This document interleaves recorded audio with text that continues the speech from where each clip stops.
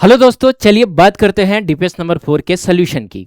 तो इसमें पहला क्वेश्चन है जिसमें 3 वेक्टर्स हैं और हर 2 वेक्टर के बीच का आपको एंगल बताना था। सबसे पहले हम बात करेंगे वेक्टर ए और बी के बीच के एंगल की। तो देखिए, ये रहा वेक्टर ए, ये रहा वेक्टर बी, और तुम जानते हो कि अगर दोनों का हेड एक जगह है, आपको दिख रहा होगा दोनों का हेड एक जगह है, तो छोटा वाला एंगल आंसर होता है। तो दोनों के बीच में छोटा वाला एंगल यही तो है। तो जिसमें ये 45 डिग्री है और ये 60 डिग्री है। कैसे? तो ये ओवरऑल 90 है, जिसमें ये 30 है तो ये 60 होगा। तो टोटल एंगल कितना होगा? तो 60 प्लस 45 करोगे तो 105 डिग्री आएगा। तो हम कह सकते हैं कि angle between A and B is equals to 105 degrees. ठीक है, तो ऐसा ऑप्शन नंबर ए और डी में है। आगे बढ़ते हैं। फिर वो कहता है कि एंगल बिटवीन ए एंड सी। तो ये रहा ए और ये रहा सी। अच्छा, एक के हेड पे दूसरे का टेल है। तो ऐसे केस में मैंने आपसे कहा था कि 180 माइनस छोटा वाला एंगल कर लेना। तो इन दोनों के बीच में छोटा वाला एंगल यही तो है। तो दोस्तों, ये 30 है तो ये भी तो 30 है। क्यों 30 है? क्योंकि ये 60 है, तो ये 30 होगा ताकि ये टोटल 90 हो जाए। तो मैं पूछता हूँ कि ये टोटल एंगल कितना होगा? तो 30 प्लस 30 60, यानी angle between A and C is equals to 180 minus 60 degree, है ना, क्योंकि एक के हेड पे दूसरे का टेल है। तो ये हो जाएगा 120 डिग्रीज। चलिए, अब बात करनी है एंगल बिटवीन बी एंड सी की। ठीक है, तो ये देखो, ये रहा बी और ये रहा सी, यानी एक के हेड पे दूसरे का टेल है। तो वही करेंगे 180 माइनस छोटा वाला एंगल, या फिर हम इसको खिसका के ले जाएंगे ताकि दोनों का टेल एक जगह आ जाए। तो मैं कहता हूँ कि एक काम करो ना, यही निकाल लो टोटल कितना है ये। तो हमने देखा था ना कि यहाँ से यहाँ तक 60 है और यहाँ से यहाँ तक 105 है। तो दोस्तों 60 प्लस 105 कितना होगा? 165 होगा, यानी ये हो जाएगा 180 माइनस 165 मीन्स कितना? 15 डिग्रीज। और ना तो तुम इसको खिसका के भी ले जाओगे तब भी तुमको मिलेगा। कैसे मिलेगा? देखो ध्यान से। तो ये वेक्टर सी है, तो वेक्टर सी को ड्रॉ कर लो, और वेक्टर सी ये 60 डिग्री एंगल फॉर्म कर रहा है। और वेक्टर बी को उठाओ और ऐसे लेके जाओ, है ना। तो जाहिर सी बात है, देखो बी जो है वो इस वाई और इस एक्स दोनों के साथ 45 बना रहा है, तो वो इस क्वाड्रेंट में भी आएगा तब भी वो 45 ही तो बनाएगा। तो आप बताइए ये कितना है? अरे दोनों का टेल एक जगह आ गया ना, तो बी और सी के बीच में ये जो छोटा वाला एंगल है वो कितना है? तो 60 में से 45 को माइनस कर लेना, ये 15 डिग्री आ जाएगा। तो इस तरीके से हमने देखा option number A is the correct option. ठीक है, चलिए, ये क्वेश्चन कहता है कि two forces having magnitude A by to. अच्छा, मतलब अगर हम बात करें तो F1 का मैग्नीट्यूड कुछ ए है और F2 का मैग्नीट्यूड कुछ ए बाई टू है, ऐसा है। And perpendicular to each other, और थीटा जो है वो तो 90 डिग्रीज है। The magnitude of their resultant. तो दोस्तों क्या है कि अगर F1 और F2 एक दूसरे के परपेंडिकुलर हैं तो जो रिजल्टेंट आता है ना, वो आता है under root F1 square plus F2 square. Clear है? ये डायरेक्ट हम याद रखेंगे। तो चलिए बताइए कितना आ रहा है फिर। तो F net is equal to हो जाएगा अंडर रूट F1 की जगह पे हम ए का स्क्वायर लिखेंगे और इसकी जगह पे हम ए बाई टू का स्क्वायर लिखेंगे। तो ये ए बाई फोर होगा, ए बाई फोर होगा, और ये ए स्क्वायर है तो मिला जुला के under root 5a square divided by 4 आएगा। A square by 4 A by two बन के बाहर निकल जाएगा, रूट 5 अंदर रह जाएगा। तो your final answer will be a root 5 divided by 2। तो इसका मतलब है इसका ऑप्शन नंबर डी सही है। ठीक है, ये क्वेश्चन कहता है कि वेक्टर ए और वेक्टर बी दिया है, आपको ए प्लस बी के अलॉन्ग यूनिट वेक्टर निकालना है। तो सबसे पहले हम वेक्टर ए लिखते हैं which is 3i cap plus 4j cap. Vector B जो है वो है i cap plus j cap plus 2k cap. चलिए, और ए प्लस बी के अलॉन्ग यूनिट वेक्टर निकालना है तो सबसे पहले हम ए प्लस बी लिख लेते हैं। तो ये हो जाएगा 4i cap plus 5j cap plus 2k cap. ठीक है, और आप जानते हैं कि यूनिट वेक्टर निकालने के लिए आपको वेक्टर को उसके मैग्नीट्यूड से डिवाइड करना होता है। तो सबसे पहले हम इसका मैग्नीट्यूड निकाल लेते हैं। तो दोस्तों ए प्लस बी का जो मैग्नीट्यूड होगा, मतलब इस वाले वेक्टर का जो मैग्नीट्यूड होगा वो होगा under root 4 square plus 5 square plus 2 square. तो ये हो जाएगा 16 प्लस 25 प्लस 4, और 16 प्लस 4 20 होगा, और 25 45 हो जाएगा। ठीक है, 9 5 45, तो ये हो जाएगा आपका 3√5। क्लियर? अब हम लिख सकते हैं unit vector along vector A plus vector B. क्या करेंगे? तो हम वेक्टर को उसके मैग्नीट्यूड से डिवाइड कर देंगे। ठीक है, तो आप बताएं वेक्टर कितना है? 4i plus 5j plus 2k, और उसका मैग्नीट्यूड कितना है? तो 3√5 है। ठीक है, तो आई थिंक ऐसा कौन सा ऑप्शन सही है? 4i plus 5j plus 2k divided by 3√5, option number D.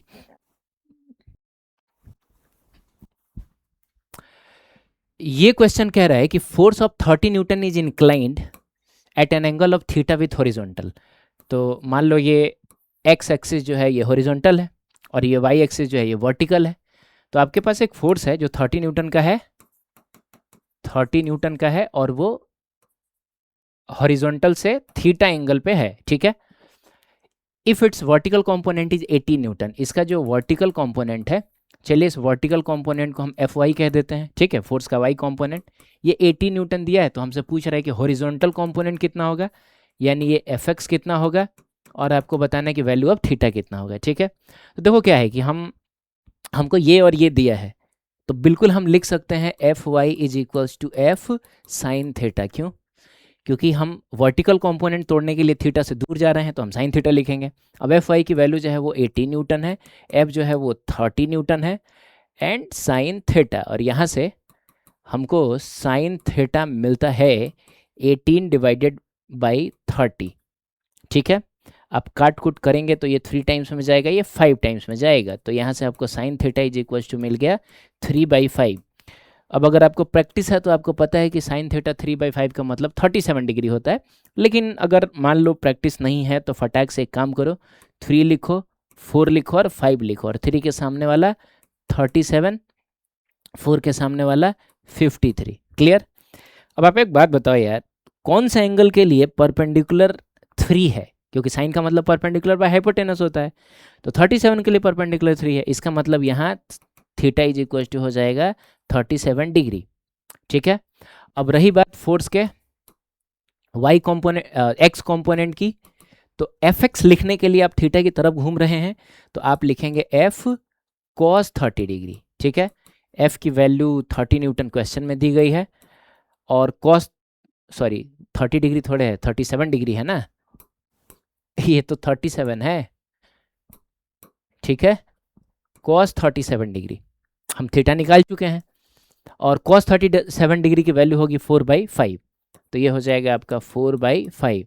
तो यहाँ से आपको मिलेगा, ये 6 बार में जाएगा 24 न्यूटन, है ना दोस्तों?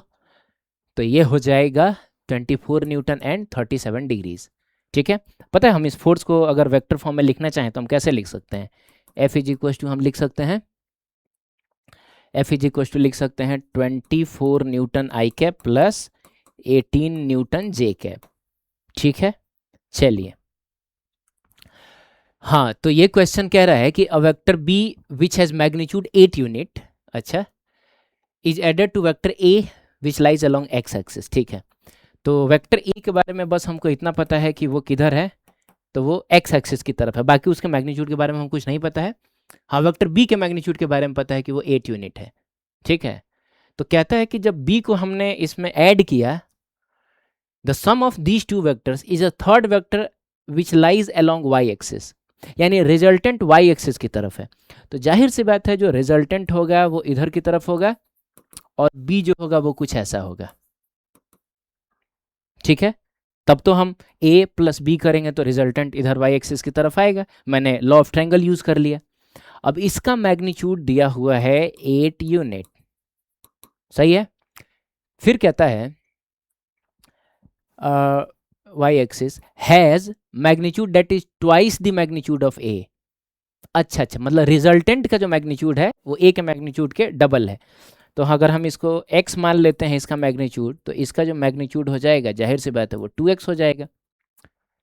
हमसे पूछता है कि मैग्नीट्यूड ऑफ a कितना होगा, मतलब हमको x की वैल्यू बतानी है। तो दोस्तों कुछ मत करो, बस पाइथागोरस थ्योरम लगा लो। तो पाइथागोरस थ्योरम कहता है कि x² plus 2x² is equals to 8²।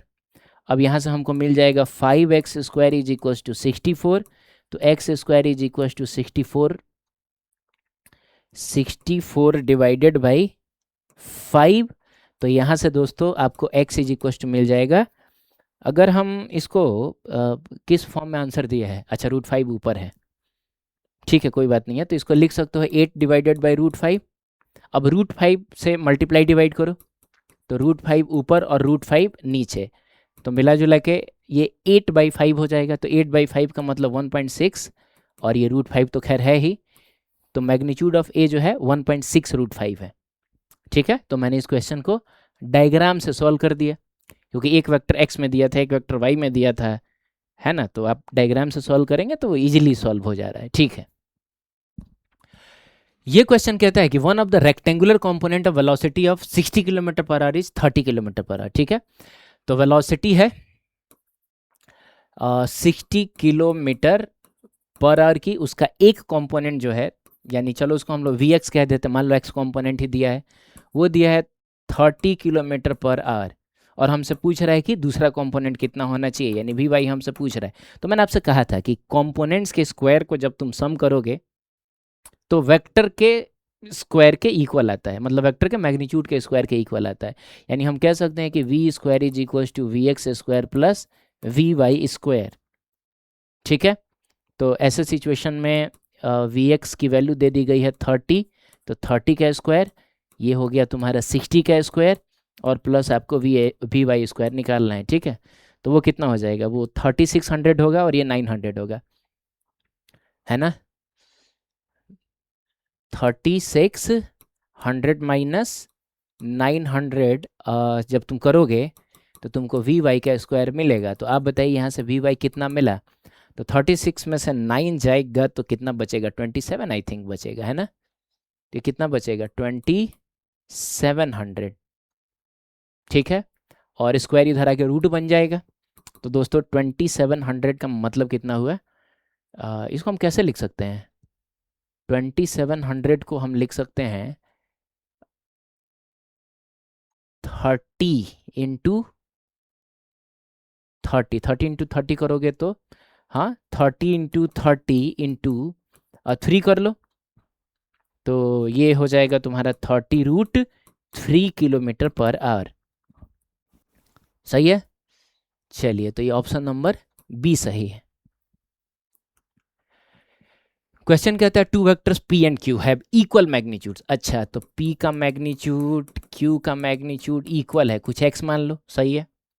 If the magnitude of p and q is n times the magnitude of p minus q, यानी p प्लस q का जो मैग्नीट्यूड है वो n टाइम्स है p माइनस q के magnitude के। ठीक है, तो अगर हम इसको इसका फॉर्मूला लिखें तो ये हो जाएगा √p²।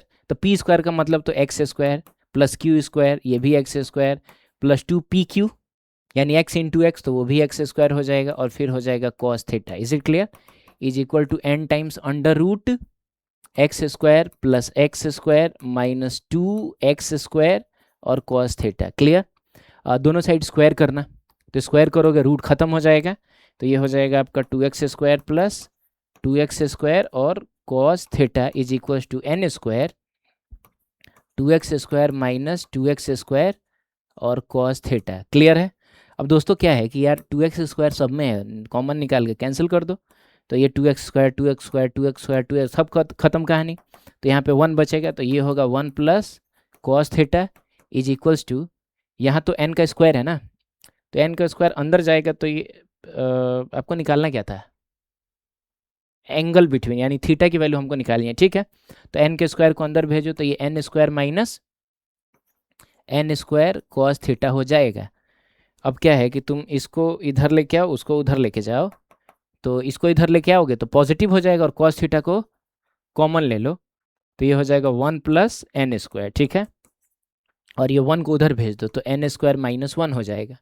तो यहाँ से अगर हम लोग cos थीटा की वैल्यू निकालें तो n² minus 1 divided by n² plus 1 हो जाएगा, और यहाँ से थीटा इज इक्वल टू हो जाएगा cos inverse n² minus 1 divided by n² plus 1।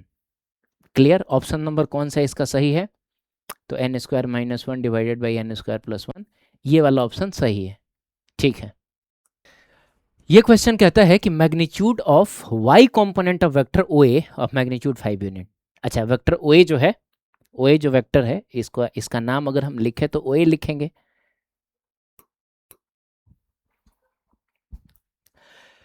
दोस्तों ये क्वेश्चन कहता है कि component of a vector is, यानी एक वेक्टर का जो कंपोनेंट होता है always less than its magnitude, यानी वो वेक्टर के मैग्नीट्यूड से छोटा होता है। ठीक है, मतलब कहने का मतलब ये है कि कंपोनेंट जो होता है वो वेक्टर से छोटा होता है हमेशा। ये कह रहा है कि जो कंपोनेंट होगा वो वेक्टर से हमेशा बड़ा होगा। ये वाला ऑप्शन कहता है कि कंपोनेंट हमेशा वेक्टर के इक्वल होता है। तो देखो पहली बार में तो ऐसा लग रहा है कि जो कंपोनेंट है तो वो वेक्टर से तो छोटा ही होना चाहिए, क्योंकि कंपोनेंट मिलता ही है वेक्टर को तोड़ने से, और टूटी हुई चीज़ें ओरिजिनल वाले से तो छोटी ही होंगी। लेकिन वेक्टर के केस में ज़रूरी नहीं है कि ऐसा हो। चलो हम एग्जाम्पल से देखते हैं। जैसे मान लो ये कोई वेक्टर ए है और मुझको इसके 2 कंपोनेंट्स तोड़ने हैं। तो दोस्तों वेक्टर के कंपोनेंट तोड़ने के इनफाइनाइट तरीके होते हैं। तो मैंने क्या किया कि एक वेक्टर मैंने ये लिखा और एक वेक्टर मैंने ये लिखा। ये हो गया तुम्हारा बी और ये हो गया सी। ठीक है, कंपोनेंट तोड़ने का तरीका बिल्कुल सही है, क्योंकि बी और सी को ऐड करोगे तो वापस से तुमको ये मिलेगा। अब तुम बताओ ये जो कंपोनेंट्स हैं, यानी कि जो बी और सी है, वो ए से छोटे हैं या इक्वल हैं या बड़े हैं? तो हमको साफ साफ दिख रहा है कि इससे तो ये छोटा ही है, इवन ये भी छोटा है।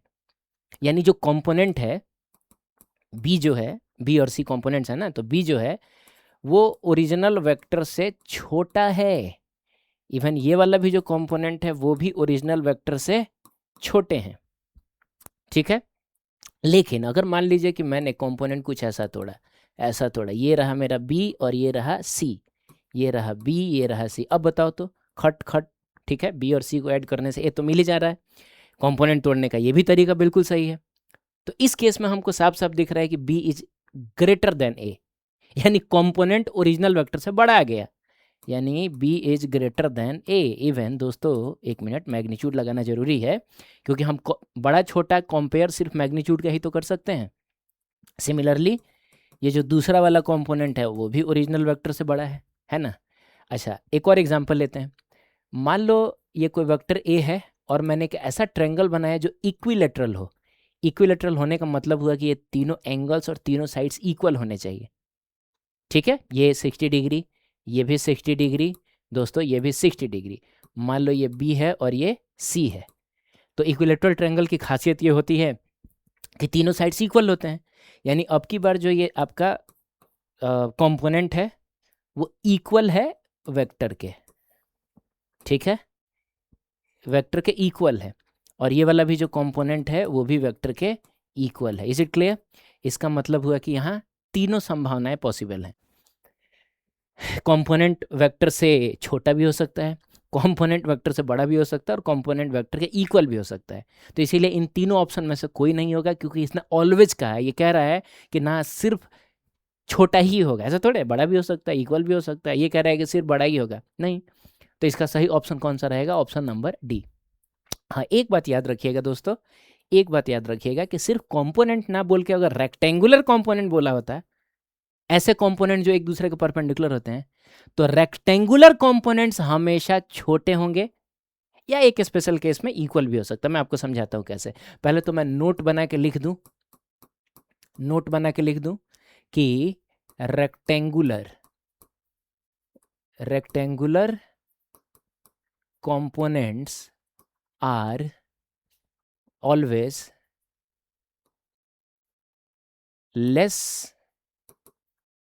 than or equal to the magnitude of vector। ठीक है दोस्तों, एग्जाम्पल से मैं आपको समझाता हूँ। जैसे मान लो ये एक्स एक्सिस और वाई एक्सिस है, ये कोई वेक्टर है। अब इसके 2 रेक्टेंगुलर कंपोनेंट्स तोड़ने हैं। तो रेक्टेंगुलर का मतलब हुआ कि दोनों कंपोनेंट्स एक दूसरे के बराबर, परपेंडिकुलर होने चाहिए। अब परपेंडिकुलर करने के लिए एक को हमने एक्स में, एक को हमने ऐसा वाई में तोड़ा, और ये मान लो तुम्हारा बी है, सी है, कंफर्म है। इस ट्रायंगल को देख के साफ साफ लग रहा है कि बी भी ए से छोटा है, सी भी ए से छोटा है। क्लियर है? तो यहाँ बी भी ए से छोटा है और सी भी ए से छोटा है। क्लियर? एक बात और, मान लो दोस्तों कि जो तुम्हारा वेक्टर है वो ना पूरी तरीके से वाई एक्सिस की तरफ है, ये लो वाई एक्सिस की तरफ। तो तुम बताओ इसका एक्स कंपोनेंट कितना होगा? तो जीरो, यानी ए का जो एक्स कंपोनेंट होगा वो जीरो होगा, क्योंकि 90 डिग्री पे कंपोनेंट जीरो हो जाता है। वाई कंपोनेंट कितना होगा? वाई कंपोनेंट कितना होगा? तो इसका वाई कंपोनेंट खुद यही होगा, इसका सारा इफेक्ट जो है वाई डायरेक्शन में ही है ना। तो ये अपना वाई कंपोनेंट खुद ही होगा, आप समझ रहे हैं, खुद ही होगा। इसका मतलब हुआ कि इस केस में जो वेक्टर का वाई कंपोनेंट होगा वो बिल्कुल इक्वल होगा वेक्टर के मैग्नीट्यूड से। तो कंपोनेंट यहाँ इक्वल आ गया और यहाँ पर जो कंपोनेंट है वो छोटा है, हमेशा ऐसा होगा। क्लियर है? इवन अगर हम 3D की भी बात करें तो 3D की बात करें तो थोड़ा सा 3D टाइप का ड्रॉ करके दिखाना पड़ेगा, है ना। रुको एक सेकंड में ड्रॉ करता हूँ। ठीक है, इस टाइप से ड्रॉ कर लेते हैं, है ना, इस टाइप से ड्रॉ कर लेते हैं। अब मान लो दोस्तों ये वाला जो ये एक वेक्टर है, ठीक है, ये एक वेक्टर है और उसका एक कंपोनेंट ये आएगा, एक कंपोनेंट ये आएगा और एक कंपोनेंट ये आएगा। अब देखो, अब ऐसे मत जाना, ये 3D में है तो आपको ये छोटा दिख रहा होगा और लग रहा होगा कंपोनेंट्स बड़े हैं, लेकिन ऐसा नहीं है। ये एक डायगोनल है और डायगोनल हमेशा, मतलब ये फील करने वाली बात है, डायगोनल हमेशा बड़ा होता है सारे साइड्स से। क्लियर है? इवन हमने ये भी देखा था कि जो अगर ये ए है, ये ए एक्स है, ये ए वाई है और ये ए जेड है, तो हमने ये भी देखा था कि A square is equal to A X square plus A Y square plus A Z square होता है ना। तो इसका मतलब ये हुआ कि यार अगर ए स्क्वायर मिल ही रहा है हमको इसको इसको इसको ऐड करने से, तो जाहिर सी बात है ये इन सब से तो बड़ा ही होगा। तुम समझना, मेरी बात ध्यान से समझना। अगर मान लो दोस्तों 2+4+6 करने से हमको कुछ मिल रहा है, कुछ क्या मिल रहा है, 12 मिल रहा है, तो 12 इससे भी बड़ा होगा, 12 इससे भी बड़ा होगा, 12 इससे भी बड़ा होगा। तो ये चीज़ तो कंफर्म हो गई ना कि ए स्क्वायर जो होगा वो ए एक्स स्क्वायर से भी बड़ा होगा, क्योंकि ए एक्स स्क्वायर में कुछ जोड़ने से तब आपको ए स्क्वायर मिल रहा है। इवन वो इससे भी बड़ा होगा, इवन वो इससे भी बड़ा होगा। तो हम चाहें तो ये ऐसा फॉर्मूले से भी समझ सकते हैं, और ना तो फोटो में ये जो डायगोनल होगा अपने रूम में, जो सबसे लंबा वाला डायगोनल होगा उसको इमेजिन कर लेना, जो एक कॉर्नर को दूसरे कॉर्नर से मिलाता होगा। वो डायगोनल रूम के किसी भी साइड से, वो चाहे लंबाई वाली साइड हो, चौड़ाई वाली साइड हो या ऊंचाई वाली साइड हो, उससे तो बड़ा ही होगा। यानी जो कंपोनेंट्स हैं वो हमेशा छोटे होंगे वेक्टर से, ठीक है। तो बस इतना याद रखना, रेक्टेंगुलर बोलेगा तो वो छोटा रहेगा, लेकिन सिर्फ कंपोनेंट बोलेगा तो सिर्फ कंपोनेंट तोड़ने के तो इनफाइनाइट तरीके हैं, तो वो बड़े भी हो सकते हैं, छोटे भी हो सकते हैं और इक्वल भी हो सकता है। आशा करता हूँ आपको ये समझ में आया होगा। चलिए देखते हैं नेक्स्ट क्वेश्चन। कहता है if the component of one vector in the direction of another vector is zero, अच्छा, then these two vectors are, अच्छा अब एक बात बताओ, कब कंपोनेंट जीरो होता है? 90 डिग्री पे। तो जाहिर सी बात है दोनों वेक्टर्स परपेंडिकुलर होंगे, यानी एक वेक्टर अगर ए कुछ ऐसा होगा तो दूसरा वेक्टर बी कुछ ऐसा होगा, तब तो बी का कंपोनेंट ए के डायरेक्शन में जीरो आएगा। ठीक है, वेरी गुड। तो इसका आंसर हो जाएगा R perpendicular to each other, which is option number B. Clear है? चलिए देखते हैं नेक्स्ट क्वेश्चन। कहता है a displacement vector at an angle 30 degree with Y axis. फटाक से X axis and Y axis draw करो और एक डिस्प्लेसमेंट वेक्टर को ड्रॉ करो। दोस्तों डिस्प्लेसमेंट को एस से दिखाया जाता है, ठीक है, और इसने कितना एंगल फॉर्म किया है? 30 degree. Very nice. Has an x component of 10 unit. Very good. ये जो एक्स कॉम्पोनेंट है डिस्प्लेसमेंट का वो 10 यूनिट है, सही है। Then the magnitude of the vector is कितना? अच्छा, आपको बताना है एस कितना होगा, मतलब इसका मैग्नीट्यूड, इसके मैग्नीट्यूड को अगर हम एस से दिखाएं तो एस कितना होगा। तो दोस्तों हम जानते हैं एस एक्स जो होगा ना वो हो जाएगा एस, हम 30 से दूर जा रहे हैं ना तो साइन 30 लिखिए, या अगर आप इसको देखना चाहते हैं तो कॉस 60 लिखिए, है ना। तो क्या लिखोगे बताओ? एस, हम 60 को ले लेते हैं तो हो जाएगा कॉस 60 डिग्री, और अगर तुम 30 को लेते तो साइन 30 लिखते, क्योंकि 30 से दूर जा रहे हो। कमाल की बात यह है कि कॉस 60 डिग्री और साइन 30 डिग्री दोनों की वैल्यू सेम होती है, ठीक है। अब एस एक्स की वैल्यू दी गई है 10, एस हमको निकालना है और कॉस 60 डिग्री की वैल्यू होती है 1/2, तो मिला जुला के एस इज इक्वल टू आ गया 20, है ना। तो 20 यूनिट इसका आंसर होगा, which is option number D. Clear है दोस्तों? चलो ठीक है। क्वेश्चन कहता है कि if alpha beta and gamma are, अच्छा ये तो वो हो गया ना कि कोई भी वेक्टर एक्स एक्सिस के साथ अल्फा, वाई एक्सिस के साथ बीटा और जेड एक्सिस के साथ अगर गामा एंगल फॉर्म करता हो, तो एक रिलेशन हमने पढ़ा था अल्फा बीटा और गामा में, जो रिलेशन ऐसा था कि cos square alpha plus cos square beta plus cos square gamma is equal to 1। लेकिन जब हम साइन की बात करेंगे तो sine square alpha plus sine square beta plus sine square gamma is equal to 2 आता था, याद है? कॉस वाले में 1 आता था, साइन वाले में 2 आता था। ऑप्शन नंबर बी इसका करेक्ट ऑप्शन है। ये कहता है कि 1 माइनस कॉस थीटा, अच्छा तो ये तो फॉर्मूला है डायरेक्ट।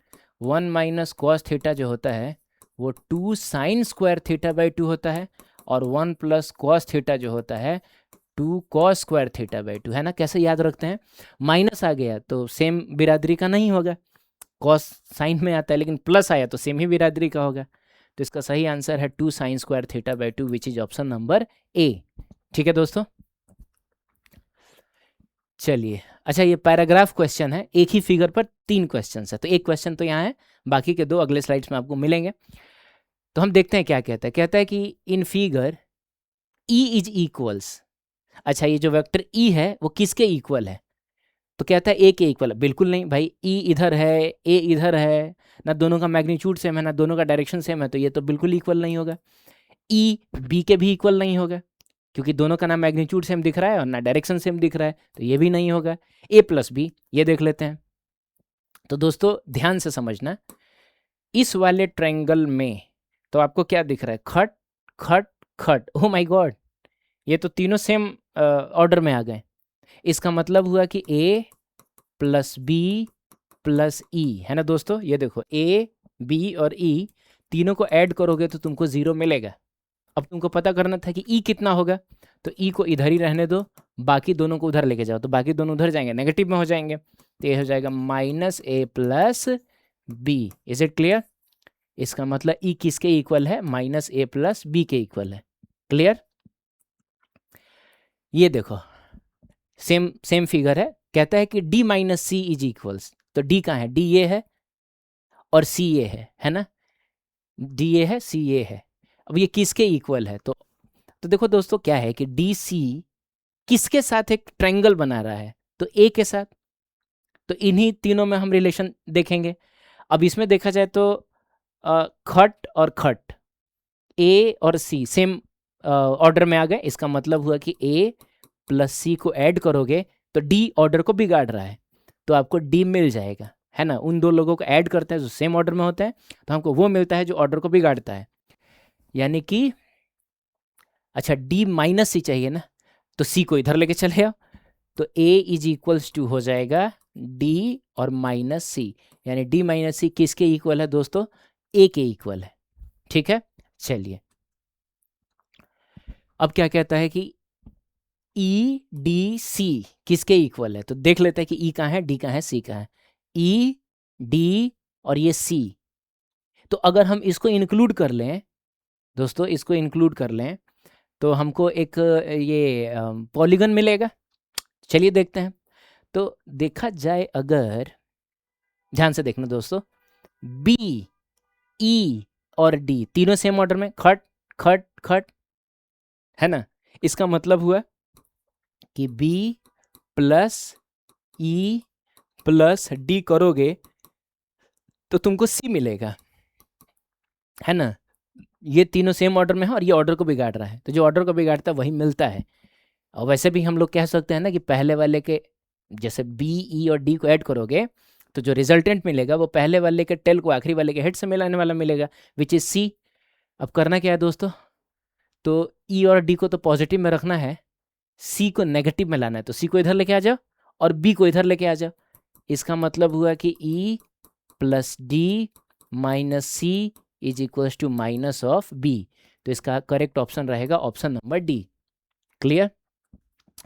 ये क्वेश्चन कहता है कि x component of vector A is twice of its Y component. अच्छा, if the magnitude of vector is 5√2 and it makes an angle of 135 degree with z axis, then components of the vector is। अच्छा, मतलब x y z तीनों का जिक्र है ना। इसका मतलब हुआ कि हमने डायरेक्शन कोसाइन पढ़ा था ना, हम उसका कुछ यूज़ करेंगे इधर, मतलब उसी कॉन्सेप्ट का कुछ यूज होगा क्योंकि तीनों आ रहा है। तो मान लो दोस्तों कोई वेक्टर a है बेचारा, उसको हम ए x I cap plus A Y J cap plus A Z के कैप लिख सकते हैं, ठीक है। तो एक चीज़ कह रहा है ए एक्स ए वाई और ए जेड के बारे में कुछ कुछ जानकारियाँ दी गई हैं, जिसमें कह रहा है कि x कंपोनेंट जो है y कंपोनेंट का डबल है। तो y कंपोनेंट को अगर हम कुछ b मान लें तो ये 2b होगा। x कंपोनेंट y कंपोनेंट का डबल है। और z कंपोनेंट के लिए क्या दिया है कि ये जो वेक्टर है जिसका मैग्नीट्यूड 5√2 है ना, वो z एक्सिस के साथ 135 डिग्री का एंगल बना रहा है, ठीक है। तो अगर कोई वेक्टर a, कोई वेक्टर दोस्तों, कोई वेक्टर a ठीक है, किसी भी एक्सिस के साथ, वो x हो y हो z हो, अगर थीटा एंगल बना रहा हो, तो आप बताइए कि उसका कंपोनेंट कितना होगा। तो a cos थीटा ही तो होगा।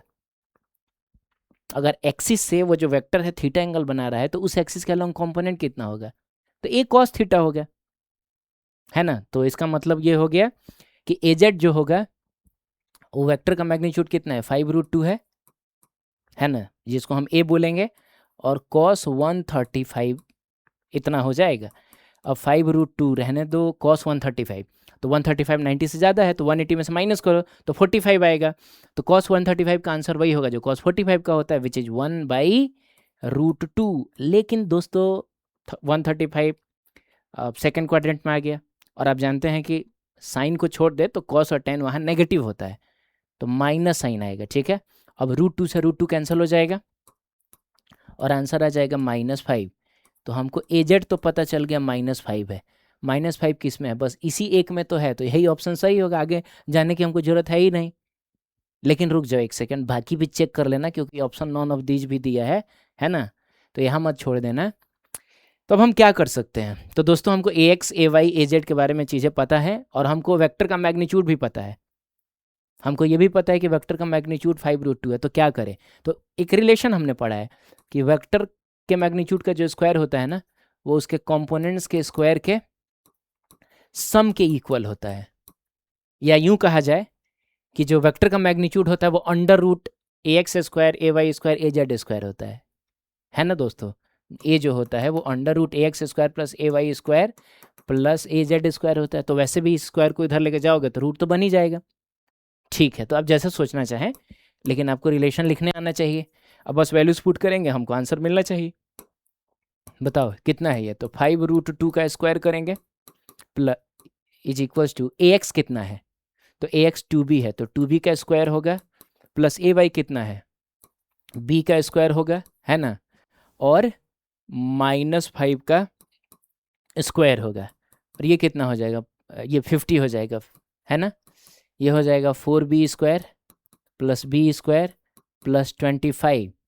अब यहाँ से ध्यान से देखा जाए तो दोस्तों ये उधर जाके बनेगा 25 और ये बन जाएगा 5b², यानी 5b² is equals to 25, b² is equals to 5 and b is equals to √5 plus minus √5, ठीक है। लेकिन ठीक है, चीज़ें पॉजिटिव में ही दी हैं, हालांकि माइनस भी पॉसिबल है, ठीक है। तो b हमको पता चल गया। अब b एक्चुअली है क्या, तो b a y है ना। तो एक काम करो, पहले तो ए एक्स लिखो कितना है, तो ए एक्स इज इक्वल्स टू है 2b। ए एक्स कितना है 2b, तो 2 और b की जगह पे √5 लिख लो। ए वाई कितना है, ए वाई कितना है, तो ए वाई जो है वो b है, तो b की जगह आप √5 लिख लीजिए। और ए जेड तो हमने निकाला ही है, कितना है -5 है, तो ये -5 हो जाएगा। क्लियर।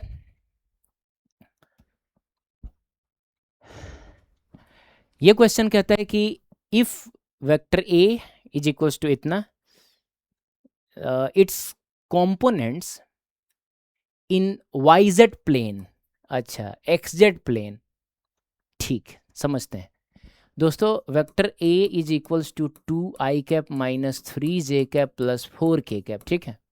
अब मैं आपसे पूछूं कि y एक्सिस के अलोंग कंपोनेंट कितना है, तो आप बोलेंगे वाई एक्सिस के अलोंग कंपोनेंट, मतलब ऐसे देखा जाए तो negative direction of Y axis के अलोंग है, लेकिन वाई एक्सिस के अलोंग कंपोनेंट -3 है ना। एक्स एक्सिस के अलोंग कितना है, 2 है।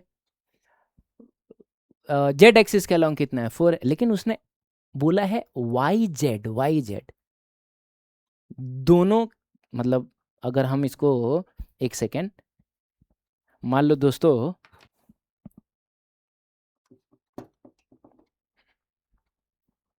ठीक है, ये आपको दिख रहा है ये, हाँ, तो मान लो कि ये आपका x है, ये y है, और ये z है।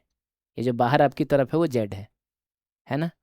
तो हम इस प्लेन को बोलेंगे, इस वाले प्लेन को बोलेंगे, इस वाले प्लेन को बोलेंगे। अब चूंकि ये z है आपकी तरफ है, और ये कौन सा है, ये y है, एक सेकंड रुकना, ये y है और ये z है, तो इस प्लेन को बोला जाएगा वाई जेड प्लेन। प्लेन हो गया ये, ठीक है, देखो ये प्लेन हो गया। इसको क्या बोलोगे, इसको क्या बोलोगे, तो ये x है और ये z है, तो ये एक्स जेड प्लेन हो गया, ठीक है। और इसको क्या बोलोगे, इसको, तो ये है तुम्हारा x और ये है तुम्हारा y, तो ये एक्स वाई प्लेन है। तो हमको प्लेन में कंपोनेंट बताना है। तो दोस्तों कंपोनेंट का मतलब इफेक्ट होता है। तो आपको बताना है, आपको बताना है कि इस वेक्टर का वाई जेड में इफेक्ट कितना है। भाई मेरे तो y में इतना है और z में इतना है ना। कंपोनेंट ऑफ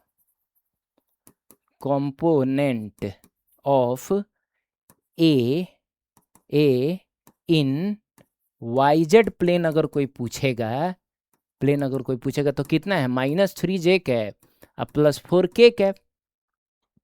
लेकिन हमसे मैग्नीट्यूड पूछा है, तो मैग्नीट्यूड हम बता देंगे कितना होगा, बताओ कितना होगा मैग्नीट्यूड कितना, मतलब ऐसा नहीं लिखेंगे हम लोग, कंपोनेंट पूछ रहा है, सिर्फ मैग्नीट्यूड पूछ रहा है ना, तो मैग्नीट्यूड पूछ रहा है तो हम इसके हिसाब से बताएंगे, इसके हिसाब से बताएंगे, इसके हिसाब से कितना हो जाएगा, √3 का स्क्वायर 9 + 4 का स्क्वायर 16, तो और ये हो जाएगा √25 विच इज इक्वल टू 5।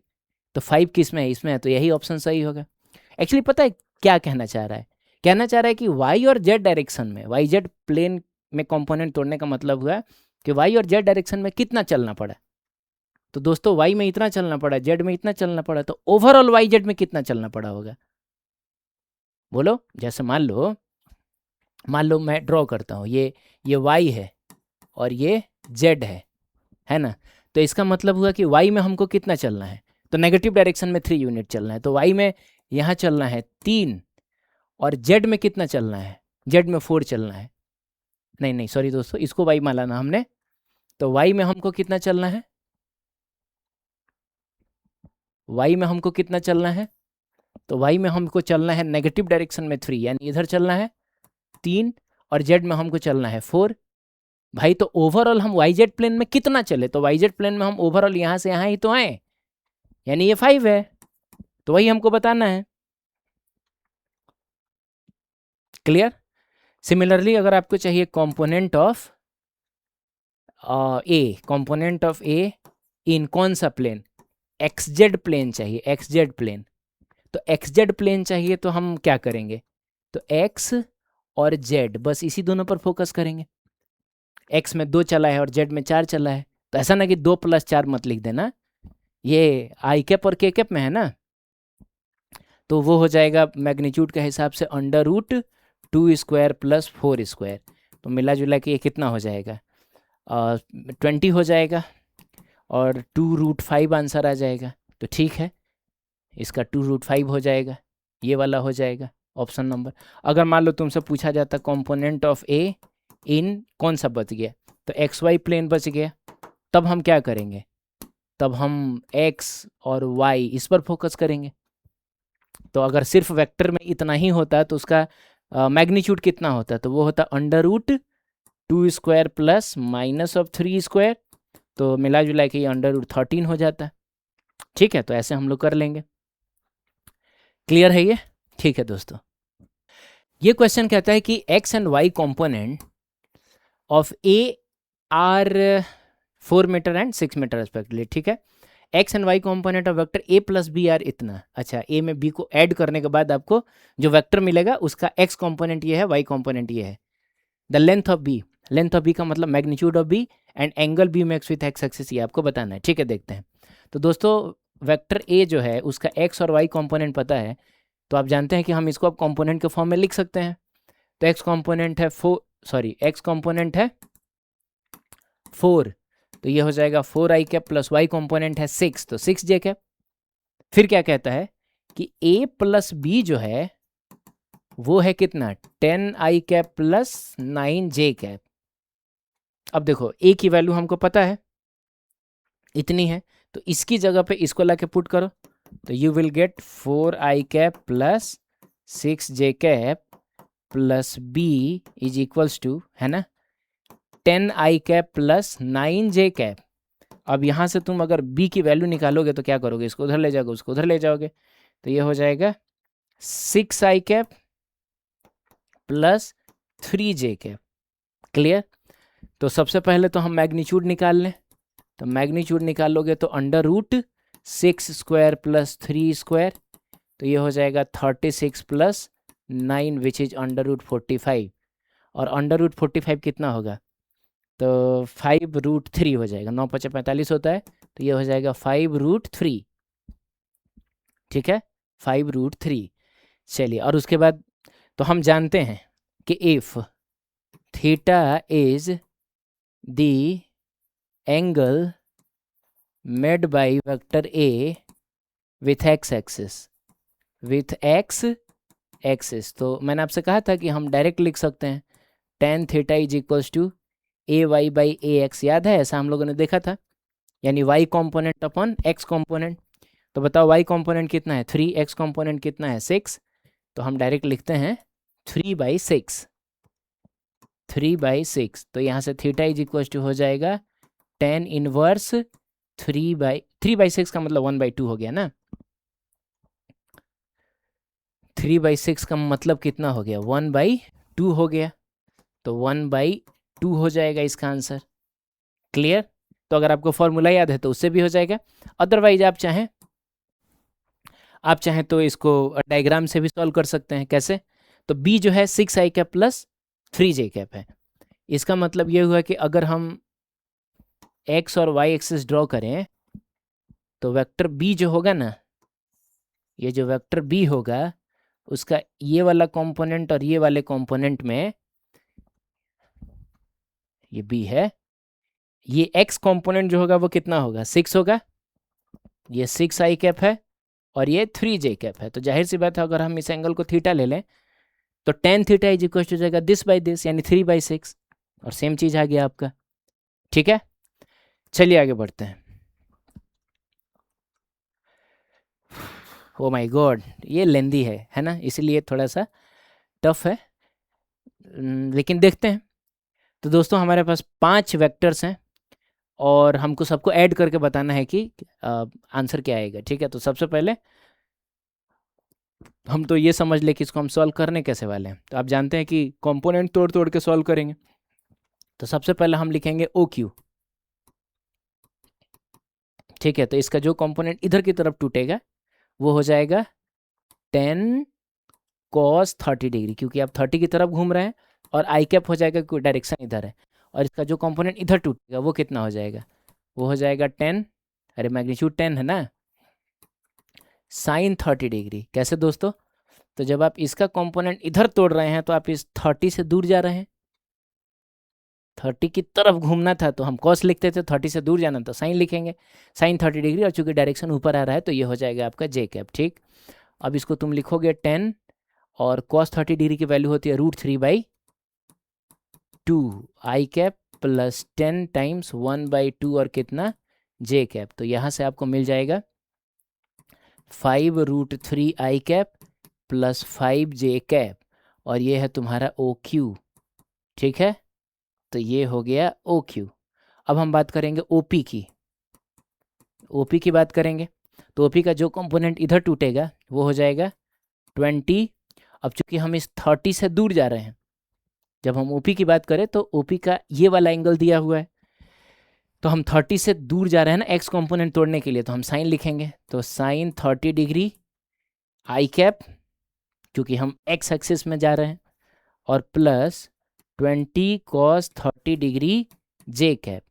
चलिए ठीक है, साइन 30 डिग्री की वैल्यू होती है 1/2, मैं डायरेक्ट लिख लेता हूँ, तो ये 10 हो जाएगा, और प्लस कॉस 30 डिग्री की वैल्यू √3/2 होती है, तो 2 से ये 20 10 टाइम्स में कटेगा, और फिर √3 रह जाएगा जे कैप। ये हमने निकाल लिया, कौन सा बताओ, ओपी निकाल लिया, वेरी गुड। चलो ठीक है, अगला बताओ कौन सा है, ये है ओटी।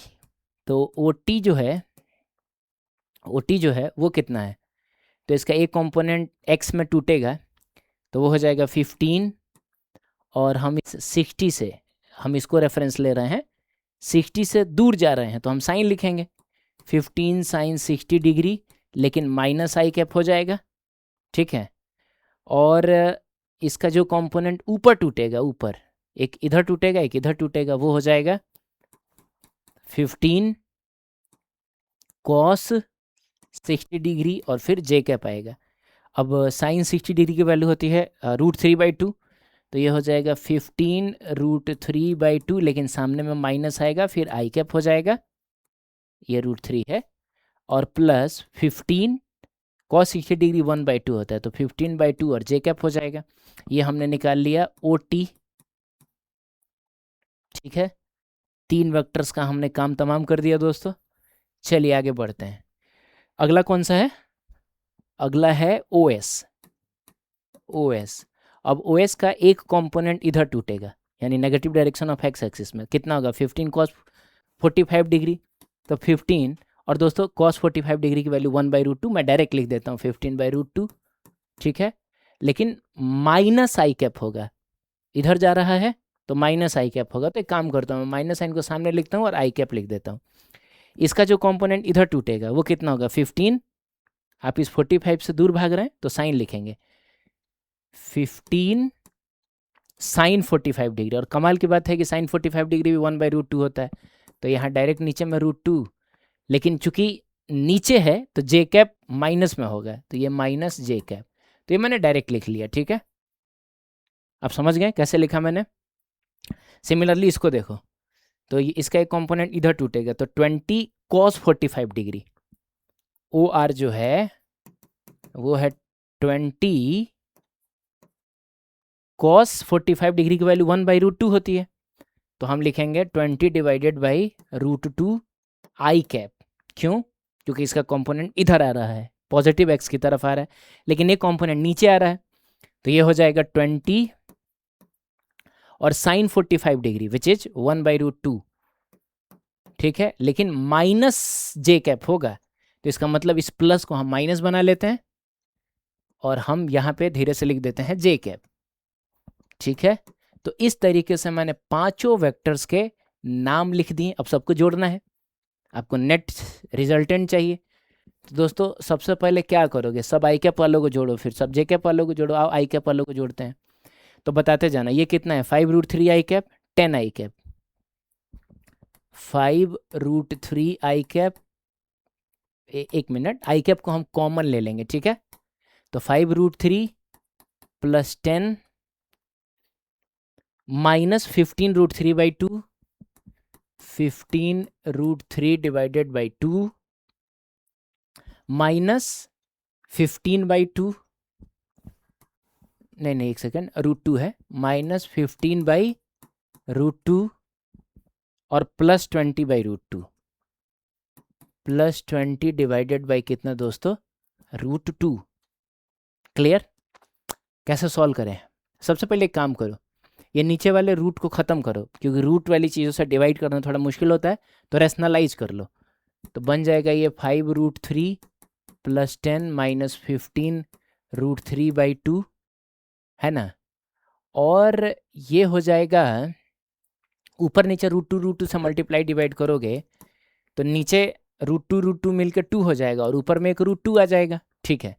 सिमिलरली इसमें करो, तो ये हो जाएगा, ऊपर नीचे √2 से डिवाइड करोगे तो √2 मिलकर 2, और 2 जो है वो 20 को काट के 10 बना देगा, और ऊपर में एक √2 मिल जाएगा, ठीक है। अब कैसे सॉल्व करें, तो मुझको सबसे अच्छा तरीका ये लग रहा है कि इसमें सब में 5 के मल्टीपल्स हैं, तो 5 को कॉमन ले लो, थोड़ा सिंपल हो जाएगा।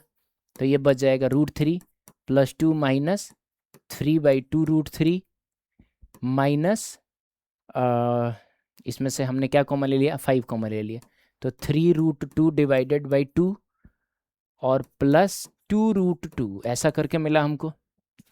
5 को कॉमन लिया, सॉल्व करो। तो एक काम करते हैं, ये √3 और √3 वाले लोग हैं ना, इनको एक साथ सॉल्व कर लेते हैं, ठीक है।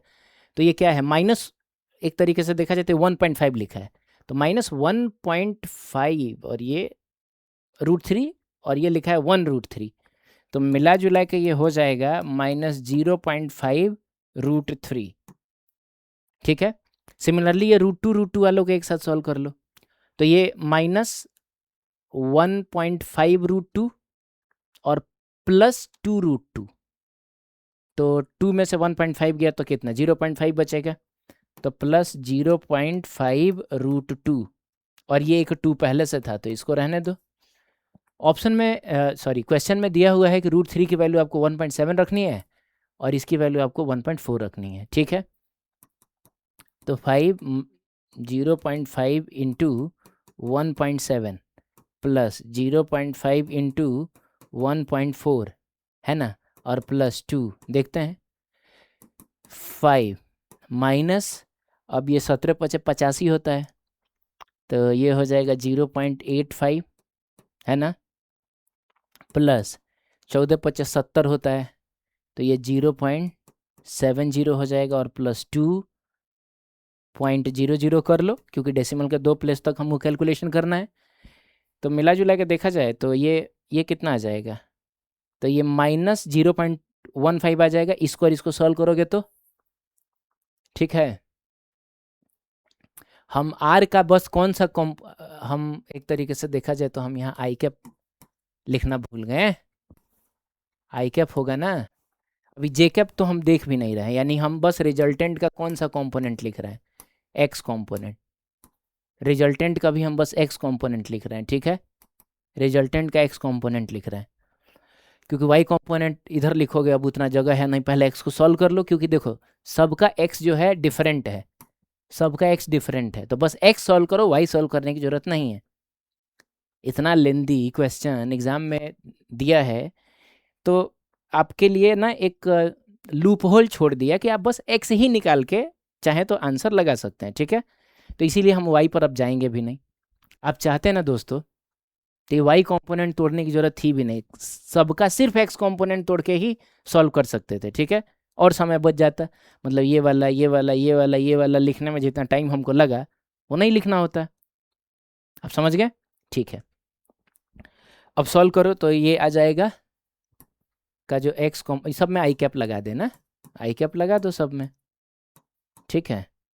हाँ, रिजल्टेंट का एक्स कंपोनेंट कितना आ जाएगा, तो 5 टाइम्स -0.15 और प्लस 2.00। अब यहाँ से हो जाएगा 2 में से आप, है ना, 2 में से 0.15 माइनस करोगे तो कितना हो जाएगा, आई थिंक ये 1.85 आ रहा है क्या, 1.85 आ जाएगा, और 1.85 को आप 5 से मल्टीप्लाई करेंगे तो देखते हैं कितना आ रहा है, तो 50 25 के 5 हाथ में 2, 8 5 40, एक सेकेंड, हाथ में 2 40, 2 आ जाएगा, 4 हाथ में लगा, 5 एकम 5 4 9, 9.25 9.25 आई कैप किस में आ रहा है, तो बस इसी में एक है, यानी यही वाला ऑप्शन सही रहेगा। अब सिमिलरली आप दूसरा वाला भी चेक कर सकते हैं, अभी तो मैं नहीं करूँगा, इतना लेंदी हो गया ये, लेकिन तरीका तो यही रहेगा, ठीक है। सवाल ये है कि भाई इसको मतलब ऐसे ही सॉल्व करना है, आपको सिर्फ एक्स वाले को ही सॉल्व करना था पेपर में। अब मैंने तो पूरा किया क्योंकि मुझको तो बताना है, लेकिन पेपर में जब आपको ऐसा क्वेश्चन मिलेगा तो आप जैसे ही देखेंगे ना कि ओ माय गॉड सबका एक्स तो अलग अलग है, हम भाड़ में गया भाई, सिर्फ एक्स कॉम्पोनेंट सबका तोड़ेंगे और उसको सॉल्व करेंगे, तो ठीक है थोड़ा कैलकुलेशन तो है लेकिन आंसर आ जाएगा। क्लियर है दोस्तों, ठीक है। वाई कंपोनेंट आप करके देख लीजिएगा कितना आ रहा है, आगे बढ़ते हैं। अच्छा, ये क्वेश्चन देखो, ऑक्टागोन है, दिख भी रहा है, और सब साइड लेंथ इक्वल है। Very good. What is the sum of A B plus A C plus A D plus A, अरे यार इस सब का सम करना है, और दिया हुआ है कि एओ जो है वो इतना है। ठीक है, क्या क्या जोड़ना है बताते चले जाओ। A B plus A C plus A D plus A E, अच्छा ए का सब के साथ पेयरिंग है ना, ए जी प्लस ए एच, ये करना है।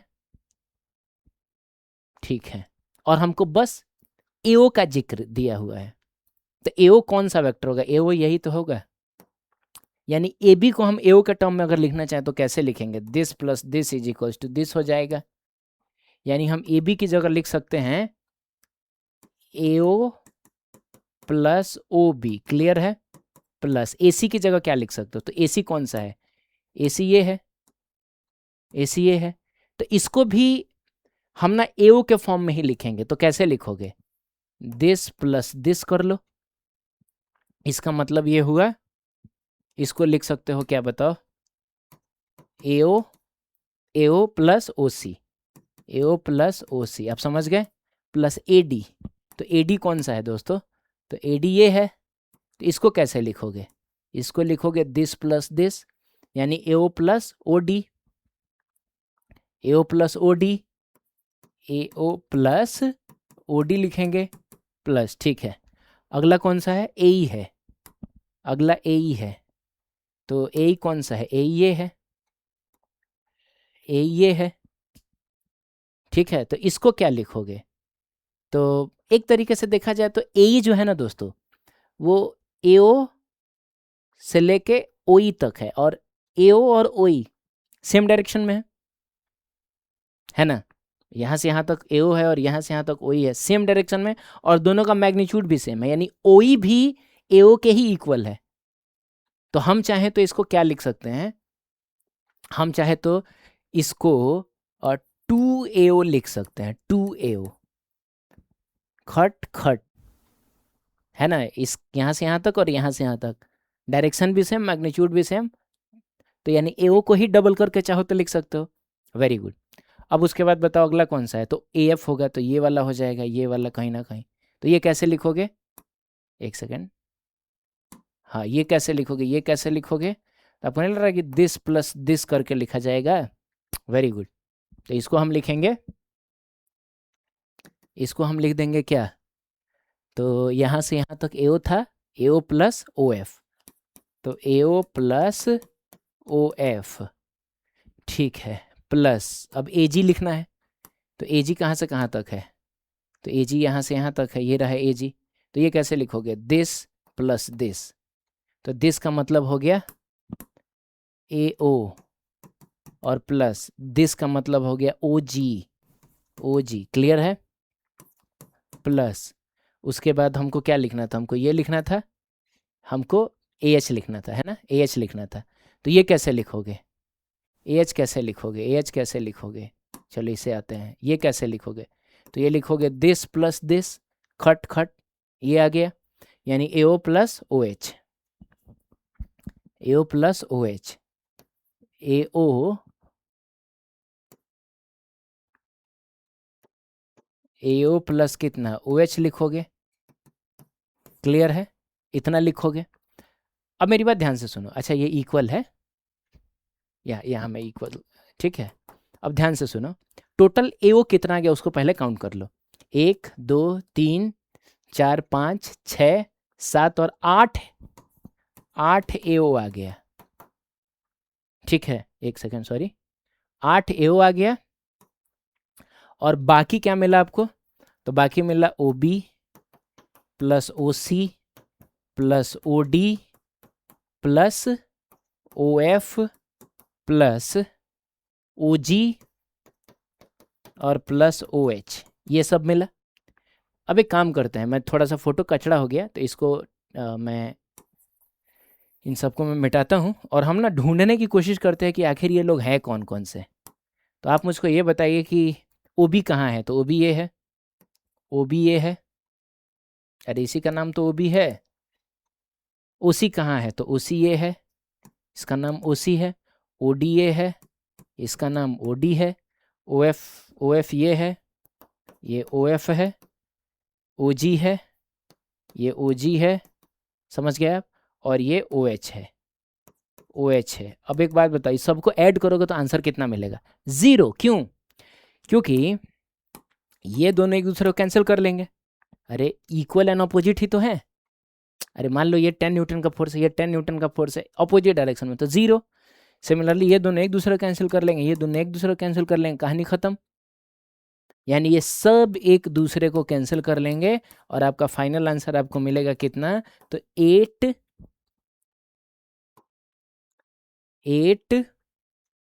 ठीक है, इसे 8 AO। और दोस्तों AO की जगह पे कितना लिखा जाए? तो AO की जगह पे लिखा जाए, है ना, 8 AO की जगह पे लिखा जाए 2i cap plus 3j cap minus 4k cap. ठीक है, अब 8 को अंदर भेजोगे तो सब डबल हो जाएगा, 16i cap plus 24j cap minus 24k cap. समझ गए? क्लियर है? ठीक है, इसको देखो, कहता है वेक्टर ए है, वेरी गुड, वेक्टर ए है। अब उसको रोटेट किया हमने एक छोटा सा एंगल डेल्टा थीटा, तो छोटा सा एंगल मान के चलो कि इतना रोटेट किया और ये डेल्टा थीटा है। छोटा सा इसीलिए क्योंकि बोल रहा है ना कि डेल्टा थीटा बहुत बहुत बहुत छोटा है 1 से, मतलब समझो ना एकदम 0.0000001 डिग्री टाइप का कुछ होगा। To get a new vector B, अच्छा रोटेट करने के बाद अब हमको जो मिला ये बी है, ठीक है। In that case B minus A कितना होगा? तो एक बात तो है दोस्तों कि इन दोनों का मैग्नीट्यूड तो सेम होगा, है ना। इसका मैग्नीट्यूड अगर x है तो इसका भी मैग्नीट्यूड कितना होगा? x होगा। ये तो समझ में आया, रोटेट करने से डायरेक्शन चेंज हुआ, मैग्नीट्यूड तो चेंज नहीं हुआ। तो मिला जुला के दोस्तों मैं एक आपको कॉन्सेप्ट याद दिलाता हूँ कि अगर कोई वेक्टर a और कोई वेक्टर b हुआ करता था, उन दोनों के बीच का एंगल थीटा हुआ करता था, और अगर वेक्टर a वेक्टर b का मैग्नीट्यूड अगर सेम होता था, तो आपको याद है a प्लस b का जो मैग्नीट्यूड होता था वो होता था 2x कॉस थीटा बाई 2, ठीक है। और a माइनस बी का मैग्नीट्यूड हुआ करता था 2x साइन थीटा बाई 2, याद आया? ऐसा हमने पढ़ा है। वैसे ही अगर प्लस है तो कॉस, है ना, माइनस है तो साइन, ऐसा करके।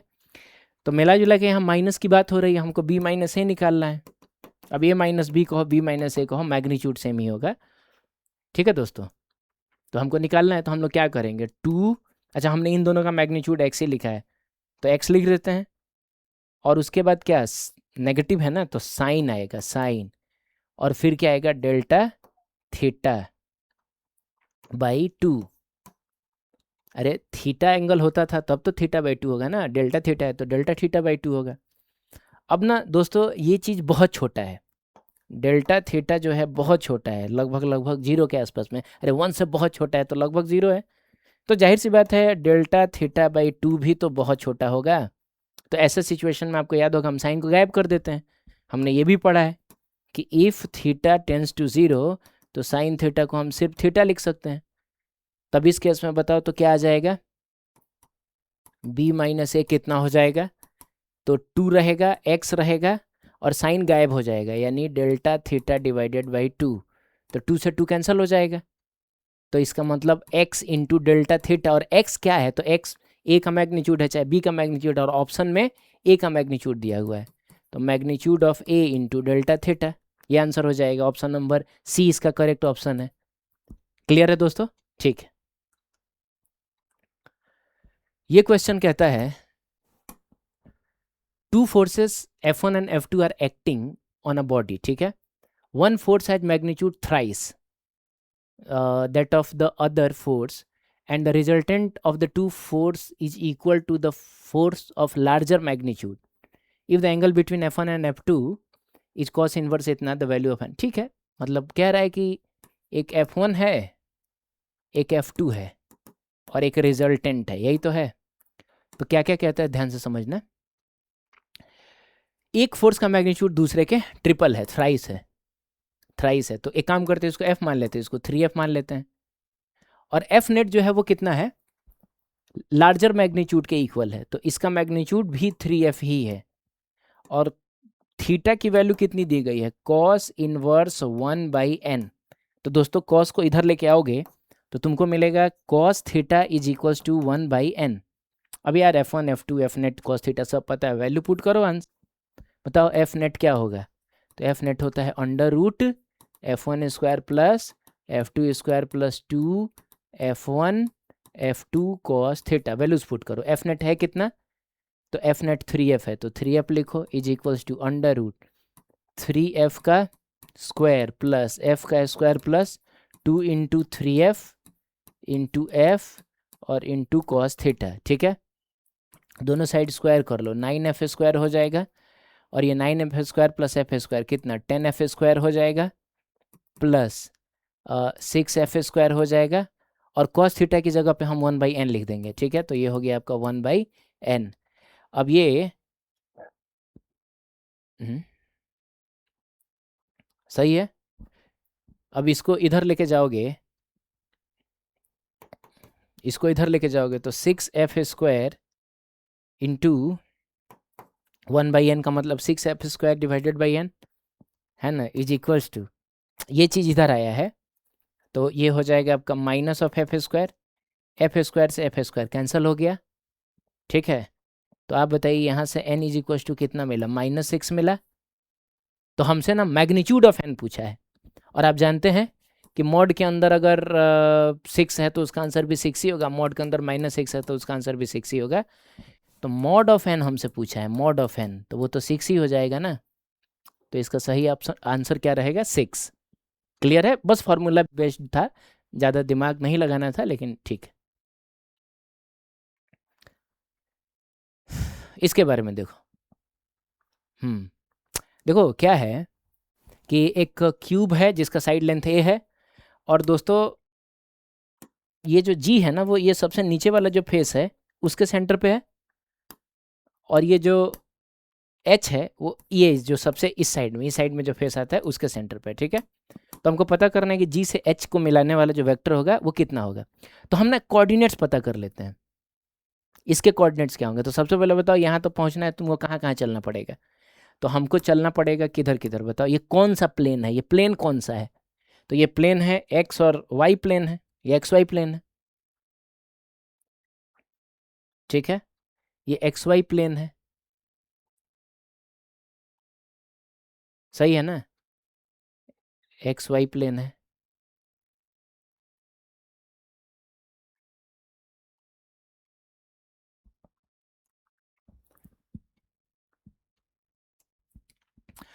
ये क्वेश्चन कहता है कि if vector a is equal to इतना, b इज इक्वल टू इतना, then the vector having same magnitude as b and parallel to a। अच्छा, आपको एक ऐसा वेक्टर चाहिए जिसका मैग्नीट्यूड b के इक्वल हो, मतलब b के मैग्नीट्यूड के इक्वल हो, और जो पैरेलल हो a के, यानी उसका डायरेक्शन a की तरफ हो, है ना।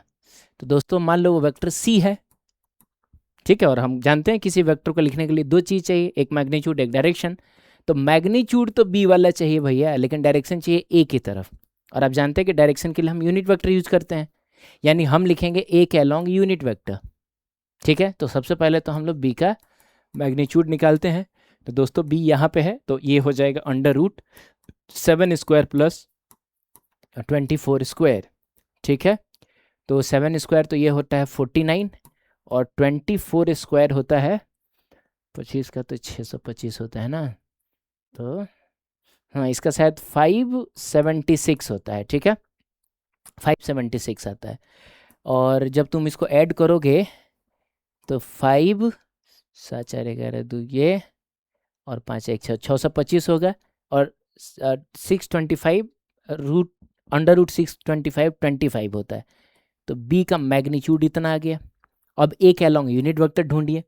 तो आप जानते हैं कि यूनिट वेक्टर निकालने के लिए हमको वेक्टर को उसी के मैग्नीट्यूड से डिवाइड करना होता है, तो हमको a का भी मैग्नीट्यूड पता करना पड़ेगा। तो दोस्तों a का मैग्नीट्यूड हो जाएगा √3² प्लस 4² विच विल बी 5, √25 आएगा ना ये। ठीक है, तो ए का जो मैग्नीट्यूड होगा वो वो 5 होगा। अब आप ए के अलॉन्ग यूनिट वेक्टर लिख लीजिए, तो वेक्टर को उसी के मैग्नीट्यूड से डिवाइड करना होता है। वेक्टर जो है वो है 3i cap plus 4j cap और मैग्नीट्यूड कितना है 5 है, ठीक है। चलिए अब वेक्टर लिखा जाए, है ना। तो वेक्टर का मतलब हुआ मैग्नीट्यूड ऑफ बी लेकिन यूनिट वेक्टर अलोंग वेक्टर ए, तो ये कितना होगा 25 और यूनिट वेक्टर अलोंग वेक्टर ए है 3i cap plus 4j cap और डिवाइडेड बाई कितना 5। इससे ये कैंसिल होगा, 5 टाइम्स में जाएगा तो 5 अंदर जाएगा तो 15i cap plus 20j cap 15i cap plus 20j cap. तो ये ऑप्शन नंबर बी इसका करेक्ट ऑप्शन रहेगा, ठीक है। अच्छा ये क्वेश्चन गलती से रिपीट हो गया, ये क्वेश्चन हमने पहले भी किया है, आप एक बार देख लेना, ठीक है दोस्तों। ये क्वेश्चन देखते हैं। क्वेश्चन कहता है कि if a vector of magnitude 20√2, अच्छा वेक्टर का मैग्नीट्यूड है 20√2, makes an angle 60 degree and 60 degree with x and Y axis. आपको बताना है कि जेड कॉम्पोनेंट कितना होगा। अच्छा इसमें एक्स वाई जेड तीनों का जिक्र है, तो आपको याद होगा कि वेक्टर एक्स एक्सिस के साथ जो एंगल बनाता था उसको हम अल्फा कहते थे, वाई एक्सिस के साथ जो बनाता था उसको हम बीटा कहते थे, और जेड एक्सिस के साथ जो बनाता था उसको हम गामा कहते थे। हालांकि गामा दिया नहीं है, तो एक काम करते हम निकाल लेते हैं। एक हमने एक्सप्रेशन पढ़ा था cos square alpha plus cos square beta plus cos square gamma is equal to 1। अब कॉस 60 डिग्री की वैल्यू 1/2 होती है, स्क्वायर करोगे तो 1/4 plus 1/4 plus cos square gamma is equals to 1। तो ये तो 2/4 का मतलब 1/2 उधर जाएगा, तो दोस्तों cos square gamma is equal to हो जाएगा 1 - 1/2। तो यहाँ से हमको cos square gamma is equal to मिला 1/2 और cos gamma is equal to मिला, इसको इधर ले जाकर रूट बना दो तो 1/√2, तो गामा इज इक्वल टू हमको मिल गया कितना 45 डिग्री, ठीक है। यानी वेक्टर जो है वो जेड एक्सिस के साथ 45 डिग्री का एंगल बना रहा है। तो वो जो भी वेक्टर होगा ए, उसका जेड कंपोनेंट कितना होगा, तो ए कॉस गामा होगा। अरे कोई भी वेक्टर किसी भी एक्सिस के साथ जितना एंगल बनाता है, मान लो थीटा एंगल बनाता है, तो उस वेक्टर का उस एक्सिस के अलोंग कंपोनेंट कितना होगा, तो ए कॉस थीटा। तो फिलहाल जेड एक्सिस के साथ ये गामा बना रहा है तो ए कॉस गामा हो जाएगा। तो हमको ए जेड शायद निकालना था, तो ए की वैल्यू कितनी है, ए की वैल्यू है 20√2, ठीक है। और कॉस गामा, गामा की वैल्यू 45 डिग्री है, 45 डिग्री की वैल्यू 1/√2 होती है, √2 से √2 कैंसिल हो जाएगा और ए जेड इज इक्वल टू आपको मिल जाएगा 20, ठीक है। तो इसका सही ऑप्शन कौन सा रहेगा 20, है ना 20, गुड। अच्छा एक और बात है, इसको हम लोग एक और तरीके से सॉल्व कर सकते हैं। अगर मान लो आपको ये वाला एक्सप्रेशन ये सब नहीं लगाना है, तब क्या करेंगे, है ना। तो अब ध्यान से सुनो, सेकंड मेथड में इसका बताता हूँ। अल्फा इज इक्वल टू कितना दिया 60 डिग्री, ए की वैल्यू कितनी है, मतलब वेक्टर का मैग्नीट्यूड कितना है, तो 20√2, बीटा इज इक्वल टू कितना दिया 60 डिग्री, है ना। गामा मान लो हमको नहीं पता है तो फिलहाल रहने देते हैं। तो पहले तो बताओ कि ए का एक्स कॉम्पोनेंट कितना होगा, तो 20√2 कॉस 60 डिग्री, कॉस 60 डिग्री की वैल्यू होती है 1/2, तो मिला जुला के ये हो जाएगा 10√2। सिमिलरली ए वाई कितना होगा, ए वाई कितना होगा, तो ए कॉस बीटा, तो ए की जगह पे 20√2 और कॉस 60 डिग्री, ये भी हो जाएगा 10√2। तो हम क्या लिख सकते हैं, हम लिख सकते हैं A square is equal to A X square plus A Y square plus A Z square. A square का मतलब हुआ 20√2 का स्क्वायर, ए एक्स स्क्वायर का मतलब हुआ 10√2 का स्क्वायर प्लस 10√2 का स्क्वायर और ए जेड का स्क्वायर, यही तो हमको निकालना है ना। तो ये हो जाएगा 400 × 2 और ये हो जाएगा कितना 200, ये भी हो जाएगा कितना 200 और प्लस ये ए जेड का स्क्वायर हो जाएगा। अब ये 800 है, 800 में से 400 माइनस करोगे 400 आएगा, तो ए जेड का स्क्वायर जो होगा वो 400 होगा, यानी ए जेड की वैल्यू जो हो जाएगी वो 20, ठीक है। तो हम ऐसे भी सोच सकते थे, सेकंड मेथड हो गया ये। क्लियर है दोस्तों। क्वेश्चन कहता है कि दो वेक्टर्स है ए एंड बी, जिसमें ए जो है वो ए आई कैप है, बी जो है ए कॉस ओमेगा टी, इसको ओमेगा पढ़ते हैं, cos omega T I cap plus sine omega T J cap. A जो है वो कांस्टेंट है, ओमेगा की वैल्यू पाई बाई 6 है, और एक रिलेशन दिया है कि ए प्लस बी का जो मैग्नीट्यूड होगा वो इक्वल है √3 times A by A minus B का मैग्नीट्यूड का। ठीक है, तो सबसे पहले दोस्तों ये बताओ कि ए कितना दिया है। तो ए दिया है ए आई कैप, ठीक है, और बी दिया है A times cos omega T I cap plus sine omega T J cap, sine omega T J cap. Clear? Where A is constant and omega is, हाँ वो सब तो ठीक है। बाकी अब रिलेशन पे आते हैं। तो ए प्लस बी का जो मैग्नीट्यूड है वो √3 टाइम्स ए माइनस बी के मैग्नीट्यूड के है, ऐसा है। ठीक है, तो सबसे पहले तो एक काम करो दोस्तों, तुम ए प्लस बी और ए माइनस बी निकाल तो लो। रुक जाओ एक सेकेंड, पहले हम देख लेते हैं कि ए प्लस बी और ए माइनस बी है कितना। तो आप बताइए, ए प्लस बी जब आप करेंगे यानी इसको इससे ऐड करेंगे, तो पहले आई कैप वालों को एक साथ ऐड कर लो। ए को तो खैर अंदर भेज लो, एक काम करो ए को अंदर ही भेज लो, ए को ना अंदर भेज लो। ए को अंदर भेजोगे तो ए यहाँ भी आ जाएगा और ए यहाँ भी आ जाएगा। ठीक है, हाँ अब ऐड करो, तो ऐड करोगे तो इसमें से ए आई कैप और आई कैप कॉमन हो जाएगा, तो ये हो जाएगा ए 1 प्लस कॉस ओमेगा टी और फिर आई कैप आ जाएगा। आप समझ गए? मतलब दोनों में से हमने ए आई कैप को कॉमन ले लिया, तो इसमें 1 बचा और इसमें कॉस ओमेगा टी बचा, प्लस ए साइन ओमेगा टी और फिर जे कैप आ जाएगा, ऐसा। अब हम देखते हैं कि ए माइनस बी कितना होता है। तो ए माइनस बी वही है, इसमें से इसको माइनस करोगे दोस्तों, माइनस करोगे तो एक बार फिर से इसमें से ए को कॉमन ले लें तो 1 माइनस कॉस ओमेगा टी और आई कैप आ जाएगा, प्लस नहीं, आप इसको माइनस कर रहे हैं ना तो माइनस आ जाएगा, minus A sine omega T और जे कैप। क्लियर? तो इतना करके होगा। अब कह रहा है कि जो a प्लस बी का मैग्नीट्यूड है वो √3 टाइम्स a माइनस बी के मैग्नीट्यूड के है। क्लियर है? अब a प्लस बी का मैग्नीट्यूड कितना होगा? तो a plus B vector form में दिया है, तो आई कैप का कोफिशिएंट का स्क्वायर प्लस जे कैप का कोफिशिएंट का स्क्वायर, तो ये करोगे तो कितना हो जाएगा? a 1 plus cos omega T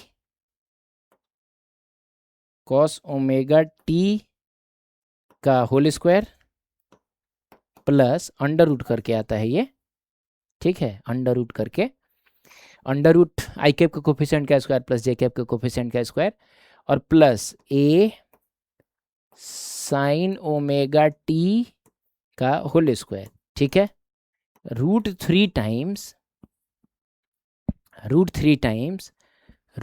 times अब ये काम करेंगे तो हम लिखेंगे A 1 minus cos omega t का whole square plus plus plus plus, ठीक है, minus A sine omega t का होल स्क्वायर, ऐसा करके कुछ।